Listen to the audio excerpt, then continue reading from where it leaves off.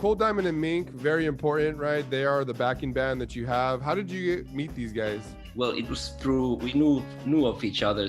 We knew of each other because the scene is not huge. We would just, kind of, I would know they would have Team Records that would already be a staple in the whole scene. And then, but they just, they knew me, I guess, as a guitarist, as a percussionist, as a musician. And, but then Seppo, the guitarist of Cold Diamond and Mink, he'd be working with them already for I guess a couple of years. They would be touring with Nicole Willis and the whole Soul Investigators thing. So yeah, but I would then know Seppo more. Like we had a lot of history together. We would play in different bands and travel together. So yeah, then I was talking to Seppo, like, I have all these songs, that I've been recording and demos and stuff. And he's like, yeah, man, you should just, play the, send that stuff over to the guys. I'm sure there could be something there. So he was the link there. They've heard about you, you've heard about them. They have their own record label. They're doing it big. And you send over, how many tracks did you send to them?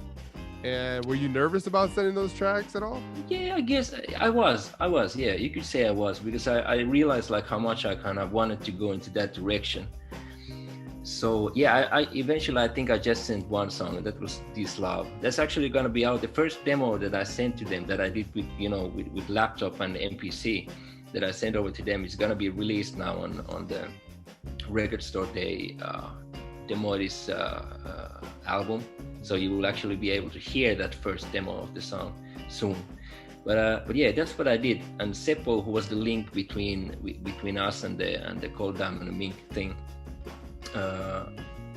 just he encouraged me to, man, just send it over. I'm sure this is gonna, it's just the right vibe. Just send it over.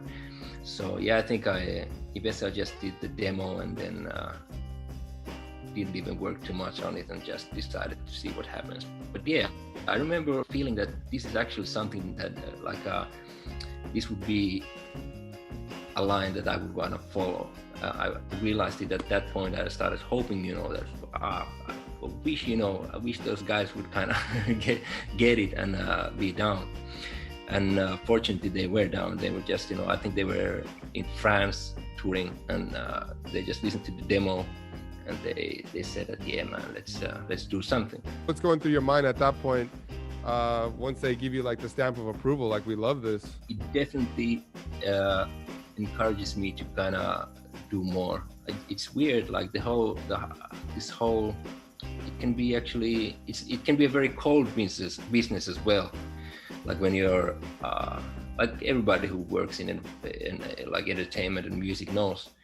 But so there are definitely these stages that you have to kind of push yourself to, and then every once in a while you're lucky to have a positive feedback.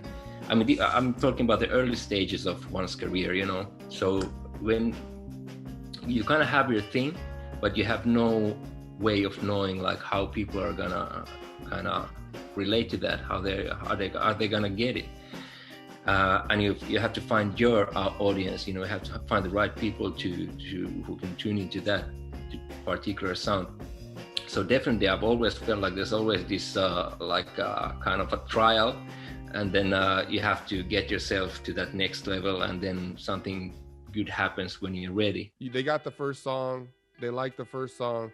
Was there like pressure now? Like, man, I got to deliver on this next song, and were they like? And are they going to be accepting of the next song, and the next song and the next song? So is that what you're kind of leaning towards? What you're trying to say? That's it. Because there's always that. But you can, I don't know. What's very fortunate in that whole project, working with Cold Diamond and Mink, they kind of, because they have such a background in the whole business, they know about it. They know about these feelings. So they would just always be like, we didn't even decide on making an album after we put out this album. We were like, if we enjoy it, let's make more music. And that's always the thing. Like, if we enjoy this, let's keep doing it and see what happens. But there has to be a way to take that pressure out, because it can be counter creative depending on your personality.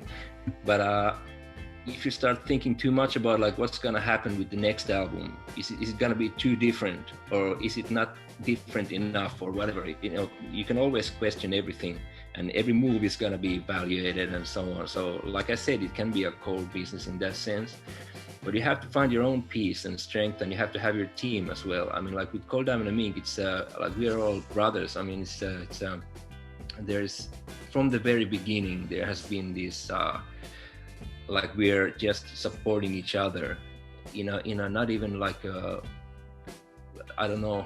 I mean, we're good friends as well in life in general, but there's never a question about like if somebody can deliver, you know.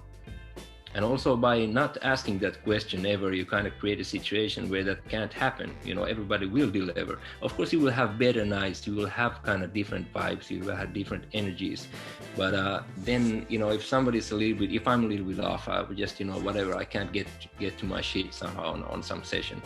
You know, then we work on something else. Then we just, you know, concentrate on the music, whatever.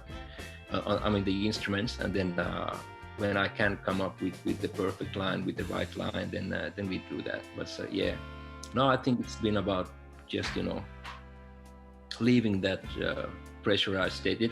There's enough pressure in this business anyway, so it's good to have your home base has to be kind of free of that. It has to be a very creative space. No, man, you bring up a lot of really good points. You know, and I think that's what's another beauty about music is how you create it. You know, and how it's completed. And at the end of the day, it's all about writing the hits, right? And whatever comfortable space that you need to be in to do that, whether it be chaotic, whether it be, you know, quietness.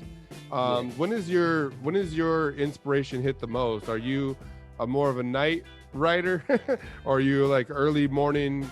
These ideas hit you. What's like the most inspirational time for you? Well, I think I always considered myself a night writer, that I would just, you know, I mean, there's something beautiful about, because the soundscape is different in night. For example, I mean, it's silent and it's dark. Your kind of your senses are not triggered that easily. Also, your whole system kind of goes in a different state. So for me, it's always been like that. I enjoy just, you know, making music like through the night. But then comes the reality of having a family and, you know, having these different structures in your life. You know, you have to wake up at 7 or stuff like that. That would be for like pre-family Bobby. This would be you know, something that wouldn't happen too often. But then again, I found beauty of the mornings. I'm like that's, I mean, silent too. It's like everything's just kind of not yet going full bore, but kind of there's this weird calm before the storm that can be very inspirational. So what I usually do is, you know, if I take my kid to the kindergarten, then just walk back through some parks or whatever, and start getting into the vibe. So, and then I would pick up the guitar very early nowadays. I would probably start working at 9 even. So yeah, but then again, maybe the night work is something special nowadays. Now you have to plan for it, you know. Like, all right, I have that night, you know, the next day is I don't have any engagement, so I can actually, you know, not worry about the clock. So yeah.